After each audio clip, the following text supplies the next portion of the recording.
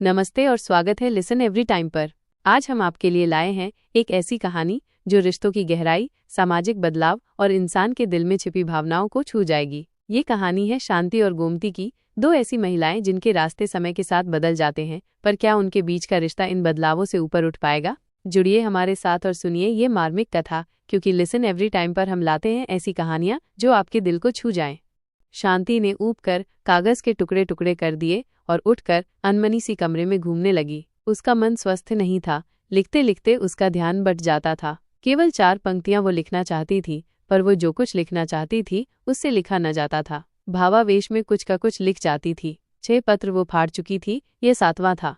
घूमते घूमते वो चुपचाप खिड़की में जा खड़ी हुई। संध्या का सूरज दूर पश्चिम में डूब रहा था। माली ने क्यारियों में पानी छोड़ दिया था और दिन भर के मुरझाए फूल जैसे जीवन दान पाकर खिल उठे थे। हल्की हल्की ठंडी हवा चलने लगी थी। शांति ने दूर सूरज की ओर निगाह दौड़ाई। पीली पीली सुनहरी किरणें जैसे डूबने से पहले उन छोटे छोटे बच्चों के खेल में जी भर हिस्सा ले लेना चाहती थी, जो सामने के मैदान की हरी भरी घास पर उन्मुक्त खेल रहे थे।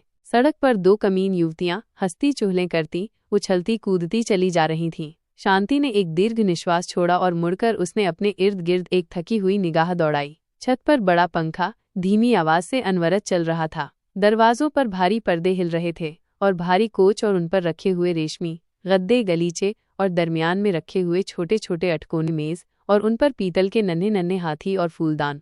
और उसने अपने आप को उस पक्षी सा महसूस किया जो विशाल स्वच्छंद आकाश के नीचे खुली स्वतंत्र हवा में आम की डाली से बंधे हुए पिंजरे में लटक रहा हो। तभी नौकर उसके छोटे लड़के को जैसे बरबस खींचता सा लाया। धोबी की लड़की के साथ वह खेल रहा था। आओ देखा नताव, और शांति ने लड़के को पीट दिया। क्यों तू उन कमीनों के साथ खेलता है? क्यों खेलता है तू, इतने बड़े बाप का बेटा होकर? और उसकी आवाज चीख की हद को पहुंच गई। हैरान से खड़े नौकर ने बढ़कर जबरदस्ती बच्चे को छुड़ा लिया। शांति जाकर धम से कोच में धंस गई और उसकी आंखों से अनायास ही आंसू बह निकले। तब वहीं बैठे बैठे उसकी आंखों के सामने अतीत के कई चित्र फिर गए। उसके पति तब लॉन्ड्री का काम करते थे। बाइबल सोसाइटी के सामने, जहां आज एक दंदान साज बड़े धड़ल्ले से लोगों के दांत उखाड़ने में निमग्न रहते हैं, उनकी लॉन्ड्री थी। आय अच्छी थी, पर खर्च भी कम न था। 35 रुपया तो दुकान का किराया ही देना पड़ता था, और फिर कपड़े धोने और इस्त्री करने के लिए जो तबेला ले रखा था उसका किराया अलग था। इसके अतिरिक्त धोबियों को वेतन, कोयले, मसाला और 100 दूसरे पचड़े। इस सब खर्च की व्यवस्था के बाद जो थोड़ा बहुत बचता था, उससे बड़ी कठिनाई के साथ घर का खर्च चलता था। और घर उन्होंने दुकान के पीछे ही महिलाल स्ट्रीट में ले रखा था। महिलाल स्ट्रीट जैसी अब है, वैसी ही तब भी थी। मकानों का रूप यद्यपि इन 10 वर्षों में कुछ बदल गया है, किंतु मकानों में कुछ अधिक अंतर नहीं आया। अब भी इस इलाके में कमीन बसते हैं और तब भी बसते थे। सील भरी अधेरी कोठरियां चमारों, धीवरों और शुद्ध हिंदुओं का निवास स्थान थीं। एक ही कोठरी में रसोई, बैठक, शयन गृह, और वो भी ऐसा जिसमें सास ससुर, बेटा बहू, लड़कियां लड़के सब एक साथ सोते हों। जिस मकान में शांति रहती थी, उसके नीचे टैंडी चमार अपने 8 लड़के लड़कियों के साथ रहता था। दूसरी चौड़ी गली में मारवाड़ी की दुकान थी, और जिधर दरवाजा था उधर भंगी रहते थे। उनके दरवाजे से जरा ही परे भंगियों ने तंदूर लगा रखा था, जिसका धुआं सुबह शाम उनकी रसोई में आ जाया करता था, जिससे शांति को प्रायः रसोई की खिड़की बंद रखनी पड़ती थी। दिन रात वहां चारपाइयां बिछी रहती थीं और कपड़ा बचाकर निकलना प्रायः असंभव होता था। गर्मियों के दिन थे और म्यूनिसिपैलिटी का नल काफी दूर अनारकली के पास था। इसलिए गरीब लोगों की सहूलियत के ख्याल से शांति ने अपने पति की सिफारिश पर नीचे डेवढ़ी के नल से उन्हें पानी लेने की इजाजत दे दी। किंतु जब उन्हें उस मकान में आए कुछ दिन बीते तो शांति को मालूम हो गया कि यह उदारता बड़ी महंगी पड़ेगी। एक दिन जब उसके पति नहाने के बाद साबुन की डिबिया नीचे ही भूल आए और शांति उसे उठाने गई, तो उसने उसे नदारद पाया। फिर कुछ दिन बाद तौलिया गायब हो गया, और इसी तरह दूसरे तीसरे कोई न कोई चीज गुम होने लगी। हार कर एक दिन शांति ने अपने पति के पीछे पड़कर नल की टोंटी पर लकड़ी का छोटा सा बक्सा लगवा दिया और चाबी उसकी अपने पास रख ली। दूसरे दिन जब एक ही धोती से शरीर ढांपे वो पसीने से निचुड़ती हुई चूल्हे के आगे बैठी रोटी की व्यवस्था कर रही थी, तो उसने अपने सामने एक काली सी लड़की को खड़ी पाया। लड़की उसकी समवयस्क ही थी। रंग उसका बेहद काला था और शरीर पर उसने अत्यंत मैली कुचैली धोती और बंडी पहन रखी थी। वह अपने गहरे काले बालों में सरसों ही का तेल डालती होगी, क्योंकि उसके मस्तक पर बालों के नीचे पसीने के कारण तेल में मिली हुई मैल की एक रेखा बन रही थी। चौड़ा सा मुंह और चपटी सी नाक। शांति के हृदय में क्रोध और घृणा का तूफान उमड़ आया। आज तक घर में जमादारिन के अतिरिक्त नीचे रहने वाली किसी कमीन लड़की को ऊपर आने का साहस न हुआ था, और न स्वयं ही उसने किसी से बातचीत करने की कोशिश की थी। लड़की मुस्कुरा रही थी और उसकी आंखों में विचित्र सी चमक थी। क्या बात है? जैसे आंखों ही आंखों में, शांति ने क्रोध से पूछा। तनिक मुस्कुराते हुए लड़की ने प्रार्थना की कि बीबी जी, पानी लेना है। हमारा नल भंगी चमारों के लिए नहीं। हम भंगी हैं न चमार, फिर कौन हो? मैं बीबी जी, सामने के मंदिर के पुजारी की लड़की। लेकिन शांति ने आगे न सुना था। उसे लड़की से बातें करते करते घिन आती थी। धोती के छोर से चाबी खोलकर उसने फेंक दी। इस काले कलूटे शरीर में दिल काला न था और शीघ्र ही शांति को इस बात का पता चल गया। रोज ही पानी लेने के वक्त चाबी के लिए गोमती आती। गली में पूर्वियों का जो मंदिर था वो उसके पुजारी की लड़की थी। अमीरों के मंदिरों के पुजारी भी मोटरों में घूमते हैं। यह मंदिर था गरीब पूर्वियों का, जिनमें प्रायः सब चौकीदार, चपरासी, साइस अथवा मजदूर थे। पुजारी का कुटुंब भी खुली गली के एक ओर भंगियों की चारपाइयों के सामने सोता था और जब रात को कोई तांगा उधर गुजरता तो प्रायः किसी न किसी की चारपाई उसके साथ घिसटती हुई चली जाती। मंदिर में कुआं तो था, पर जब से इधर नल आया उस पर डोल और रस्सी कभी ही रही। और फिर जब समीप ही किसी की डेवढ़ी के नल से पानी मिल जाए तो कुएं पर बाजू तोड़ने की क्या जरूरत है। इसलिए गोमती पानी लेने और कुछ पानी लेने के बहाने बातें करने रोज ही सुबह शाम आ जाती। बटलोही नल के नीचे रखकर, जिसमें सदैव पान के कुछ पत्ते तैरा करते, वो ऊपर चली आती और फिर बातों बातों में भूल जाती कि वो पानी लेने आई है और उस समय तक न उठती जब तक उसकी बुढ़िया दादी गली में अपनी चारपाई पर बैठी हुई चीख चीख कर गालियां देती हुई उसे न पुकारती। इसका यह मतलब नहीं कि इस बीच में शांति और गोमती में मित्रता हो गई थी। हाँ, इतना अवश्य हुआ कि शांति जब रसोई में खाना बनाती अथवा अंदर कमरे में बैठी कपड़े सीती तो उसको गोमती का सीढ़ियों में बैठकर बातें करते रहना बुरा नहीं लगता था। कई तरह की बातें होती, मोहल्ले के भंगियों की बातें, चमारों के घरेलू झगड़ों की बातें और फिर कुछ गोमती की निजी बातें। इस बीच में शांति को मालूम हो गया कि गोमती का विवाह हुए वर्षों बीत चुके हैं, पर उसने अपने पति की सूरत नहीं देखी। बेकार है, इसलिए न वो उसे लेने आता है और न उसके पिता उसे उसके साथ भेजते हैं। कई बार छेड़ने की गर्ज से या कई बार मात्र आनंद लेने की गर्ज से ही शांति उससे उसके पति के संबंध में और उसके अपने मनोभावों के संबंध में प्रश्न पूछती। उत्तर देते समय गोमती शर्मा जाती थी, किंतु इतना सब होते हुए भी उसकी जगह वहीं सीढ़ियों में ही बनी रही। फिर किस प्रकार पुजारी की वह काली कलूटी लड़की वहां से उठकर उसके इतने समीप आ गई कि शांति ने एक बार अनायास आलिंगन में लेकर कह दिया, आज से तुम मेरी बहन हुई गोमती। वह सब आज भी शांति को स्मरण था। सर्दियों की रात थी और अनारकली में सब ओर धुआं धुआं हो रहा था। ऐसा प्रतीत होता था जैसे लाहौर के समस्त तंदूरों, होटलों, घरों और कारखानों से सारे दिन उठने वाले धुएं ने सांझ होते ही इकट्ठे होकर अनारकली पर आक्रमण कर दिया हो। शांति अपने नन्हे को कंधे से लगाए, हाथों में कुछ हल्के फुल्के लिफाफे थामे क्रय विक्रय करके चली आ रही थी। वह कई दिन के अनुरोध के बाद अपने पति को इधर ला सकी थी और उन्होंने जी भर खाया पिया और खरीद किया था। अनारकली के मध्य बंगाली रसगुल्लों की जो दुकान है, वहां से रसगुल्ले खाने को शांति का बड़ा मन होता था, पर उसके पति को कभी इतनी फुर्सत ही न हुई थी कि वहां तक सिर्फ रसगुल्ले खाने के लिए जा सकें। अस्पताल रोड के सिरे पर हलवाई के साथ चाट वाले की जो दुकान है, वहां से चाट खाने को शांति की बड़ी इच्छा थी, पर चाट ऐसी निकम्मी चीज खाने के लिए काम छोड़कर जाने का अवकाश शांति के पति के पास कहाँ। कई दिनों से वह अपने उम्मी के लिए कुछ गर्म कपड़ों के टुकड़े खरीदना चाहती थी। सर्दी बढ़ रही थी और उसके पास एक भी कोट न था और फिर गर्म कपड़ा न सही। वह चाहती थी कि कुछ ऊन ही मोल ले ली जाए ताकि नन्हे का स्वेटर बुन दिया जाए, पर उसके पति हुआ करके टाल जाते थे। किंतु उस दिन वह निरंतर महीने भर तक अनुरोध करने के बाद उन्हें अपने साथ अनारकली ले जाने में सफल हुई थी और उस दिन उन्होंने जी भर बंगाली के रसगुल्ले और चाट वाले की चटपटी चाट खाई थी, बल्कि घलुए में मोहन के पकौड़े और मटरों वाले आलूओं के स्वाद भी चखे थे। फिर उम्मी के लिए कपड़ा भी खरीदा था और ऊन भी मोल ली थी और 2 आने दर्जन ब्लेडों वाली गुडवोक की डिबिया तथा एक कोलगेट साबुन की 2 आने वाली टिकिया उसके पति ने भी खरीदी थी। कई दिनों से वे उन्हीं पुराने ब्लेडों को शीशे के ग्लास में तेज करके नहाने वाले साबुन से ही हजामत बनाते आ रहे थे और उस दिन शांति ने ये सब खरीदने के लिए उन्हें विवश कर दिया था और दोनों जने ये सब खरीदकर खर्च करने के आनंद की अनुभूति से पुलकित चले आ रहे थे। दिसंबर का महीना था और सूखा जाड़ा पड़ रहा था। शांति ने अपने सस्ते पर गर्म शाल को नन्हे के गिर्द और अच्छी तरह लपेटते हुए अचानक कहा, निगोड़ा सूखा जाड़ा पड़ रहा है। सुनती हूँ नगर में बीमारी फैल रही है। पर उसके पति चुपचाप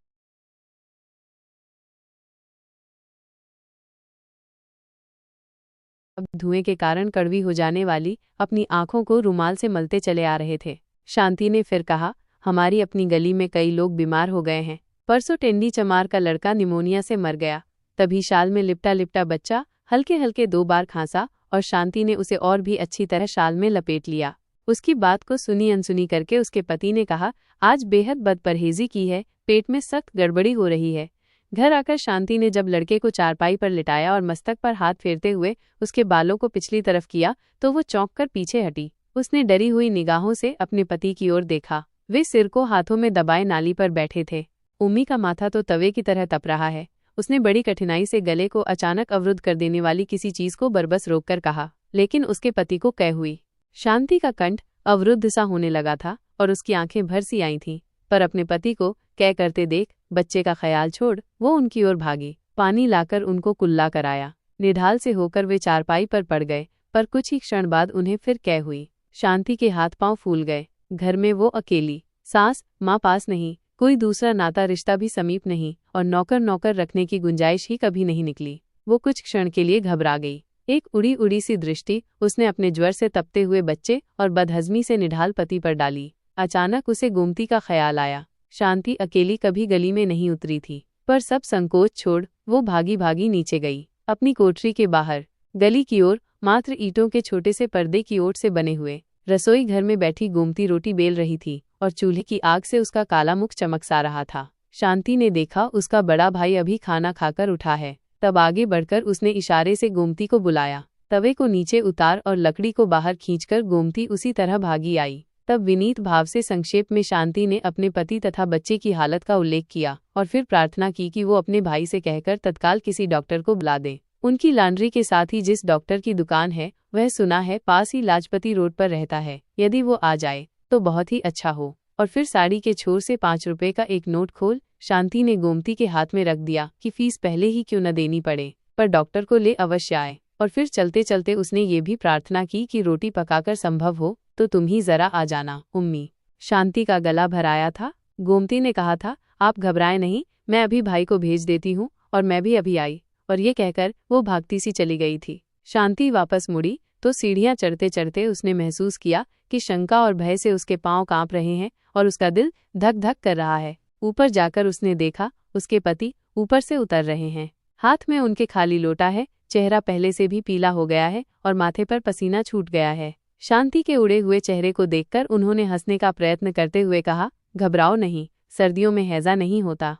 शांति ने रोते हुए कहा, आप ऊपर क्यों गए, वहीं नाली पर बैठ जाते। किंतु जब पति ने नाली की ओर और फिर चारपाई पर पड़े हुए बीमार बच्चे की ओर इशारा किया तो शांति चुप हो गई। उसने पहले सहारा देकर पति को बिस्तर पर लिटाया, फिर नाली पर पानी गिराया, फिर दूसरे कमरे में बिस्तर बिछा बच्चे को उस पर लिटा आई। तभी गोमती आ गई। खाना तो सब खा चुके थे, अपने हिस्से का आटा उठा, आग बुझा, वो भाग आई थी। शांति ने कहा, मैं उम्मी को उधर कमरे में लिटा आई हूँ, मुझे डर है, उसे सर्दी लग गई है, सांस उसे और भी कठिनाई से आने लगी है और खांसी भी बढ़ गई है। निचली कोठरी में पड़े हुए पुराने लिहाफ से कपड़े ले लो और अंगीठी में कोयले डाल उसकी छाती पर जरा उससे सेंक दो। इनके पेट में गड़बड़ है, मैं इधर इसका कुछ उपचार करती हूँ, कुछ नहीं तो गर्म पानी करके बोतल ही फेरती हूँ। गोमती ने कहा, इन्हें बीबी जी कोई हाजमे की चीज दो, हमारे घर तुम्मे की अजवाइन है, मैं उसमें से कुछ लेती आई हूँ, जब तक डॉक्टर आए उसे ही जरा गर्म पानी से इन्हें दे दो। बिना किसी तरह की हिचकिचाहट के शांति ने मैली सी पुड़िया में बधी काली सी अजवाइन ले ली थी और गोमती अंगीठी में कोयले डाल नीचे कपड़े लेने भाग गई थी। बाहर शाम बढ़ चली थी। वहीं कमरे के अंधेरे में बैठे बैठे शांति की आंखों के आगे चिंता और फिक्र के वे सब दिन रात फिर गए। उनके पति को हैजा तो न था, किंतु गैस्ट्रोएंटेराइटिस तीव्र किस्म का था। डॉक्टर के आने तक शांति ने गोमती के कहने पर उन्हें तुम्मे की अजवाइन दी थी। प्याज भी सुंघाया था और गोमती अंगीठी उठाकर दूसरे कमरे में बच्चे की छाती पर सेंक देने चली गई थी। डॉक्टर के आने पर मालूम हो गया था कि उसे निमोनिया हो गया है और अत्यंत सावधानी की आवश्यकता है। शांति अपने पति और अपने बच्चे दोनों की एक साथ कैसे तीमारदारी करती, उसने अपनी विवशता से गोमती की ओर देखा था, पर उसे होंठ हिलाने की जरूरत न पड़ी थी। बच्चे की सेवा शुश्रूषा का समस्त भार गोमती ने अपने कंधों पर ले लिया था। शांति को मालूम भी न हुआ था कि वो कब घर जाती है, कब घरवालों को खाना खिलाती है या खाती है, या खिलाती खाती भी है या नहीं। उसने तो जब देखा उसे छाया की भांति बच्चे के पास पाया। कई दिन तक एक ही जून खाकर गोमती ने बच्चे की तीमारदारी की थी। दोपहर का समय था, उसके पति दुकान पर गए हुए थे। उम्मी को भी अब आराम था और वह उसकी गोद से लगा सोया पड़ा था और उसके पास ही फर्श पर टाट बिछाए गोमती पुराने ऊन के धागों से स्वेटर बुनना सीख रही थी। इतने दिनों की थकी हारी उनींदी शांति की पलकें धीरे धीरे बंद हो रही थी।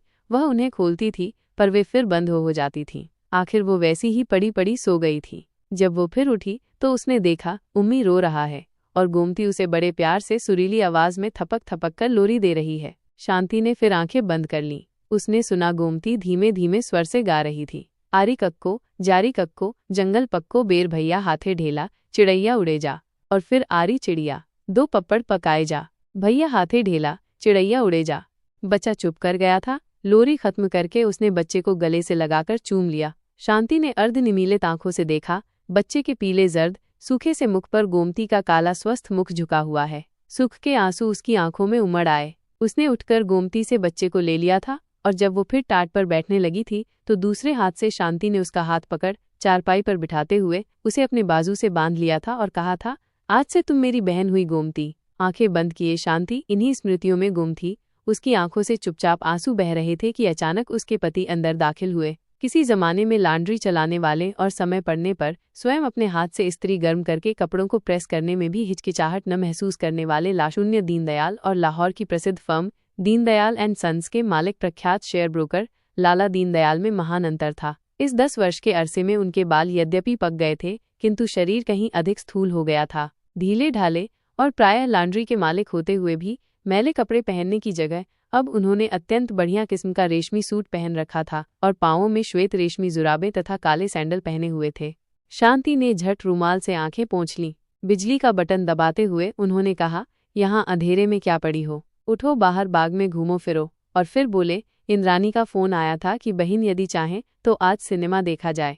बहन दिल ही दिल में विषाद से शांति मुस्कुराई और उसके सामने एक और काली कलूटी सी लड़की का चित्र खिंच गया जिसे कभी उसने बहन कहा था, किंतु प्रकट उसने सिर्फ इतना कहा, मेरी तबीयत ठीक नहीं। मुंह फुलाए हुए लाशून्य दीनदयाल बाहर चले गए। तब आंखों को फिर एक बार पोंछकर और तनिक स्वस्थ होकर शांति मेज के पास आई और कुर्सी पर बैठ पैड अपनी ओर को खिसका, कलम उठाकर उसने लिखा, बहन गोमती, तुम्हारी बहन अब बड़ी बन गई है, बड़े आदमी की बीवी है, बड़े आदमियों की बीवियां अब उसकी बहनें हैं। पिंजरे में बंद पक्षी को कब इजाजत होती है कि स्वच्छंद स्वतंत्र विहार करने वाले अपने हमजोलियों से मिले। मैंने तुम्हें कल फिर आने के लिए कहा था, पर अब तुम कल ना आना। अपनी इस बंदिनी बहन को भूलने की कोशिश करना। शांति। इस बार उसने एक पंक्ति भी नहीं काटी और न कागज ही फाड़ा। हाँ, एक बार लिखते लिखते फिर आंखें भर आने से जो 1-2 आंसुओं की बूंदें पत्र पर अनायास ही गिर पड़ी थीं, उन्हें उसने ब्लॉटिंग पेपर से सुखा दिया था। फिर पत्र को लिफाफे में बंद करके उसने नौकर को आवाज दी और उसके हाथ में लिफाफा देकर कहा कि महिलाल स्ट्रीट में पूर्बियों के मंदिर के पुजारी की लड़की गोमती को दे आए। और फिर समझाते हुए कहा, गोमती कुछ ही दिन हुए अपनी ससुराल से आई है। पत्र लेकर नौकर चला ही था कि शांति ने उसे फिर आवाज दी और पत्र उसके हाथ से लेकर फाड़ डाला। फिर धीरे से उसने कहा, तुम गोमती से कहना कि बीबी अचानक आज मैके जा रही है और 2 महीने तक वापस न लौटेंगी। यह कहकर वो फिर खिड़की में जा खड़ी हुई और अस्त हो जाने वाले सूरज के स्थान पर ऊपर की ओर बढ़ते हुए अंधेरे को देखने लगी। बात इतनी ही थी कि आज दोपहर को जब वे ब्रिज खेल रहे थे तब नौकर ने आकर खबर दी थी कि महिलाल स्ट्रीट के पुजारी की लड़की गोमती आई है। तब खेल को बीच ही में छोड़कर और भूलकर कि उसके पार्टनर राय साहब लाला बिहारी लाल हैं, वो भाग गई थी और उसने गोमती को अपनी भुजाओं में भींच लिया था और फिर वो उसे अपने कमरे में ले गई थी। तब दोनों बहुत देर तक अपने दुख सुख की बातें करती रही थीं। शांति ने जाना था कि किस प्रकार गोमती का पति काम करने लगा, उसे ले गया और उसे 4 बच्चों की मां बना दिया। और गोमती ने उम्मी का और दूसरे बच्चों का हाल पूछा था। लाशून्य दीनदयाल इस बीच में कई बार बुलाने आए थे पर वो न गई थी और जब दूसरे दिन आने का वादा लेकर उसने गोमती को विदा किया था तो उसके पति ने कहा था, तुम्हें शर्म नहीं आती? उस उजड़ और गुवार औरत को लेकर तुम बैठी रही, तुम्हें मेरी इज्जत का जरा भी ख्याल नहीं। उसे बगल में लिए उन सबके सामने से गुजर गईं। राय साहब और उनकी पत्नी हंसने लगे और आखिर प्रतीक्षा कर करके चले गए। इसके बाद उन्होंने और भी बहुत कुछ कहा था, लेकिन शांति ने तो फैसला कर लिया था कि वो पिंजरे को पिंजरा ही समझेगी और उड़ने का प्रयास न करेगी।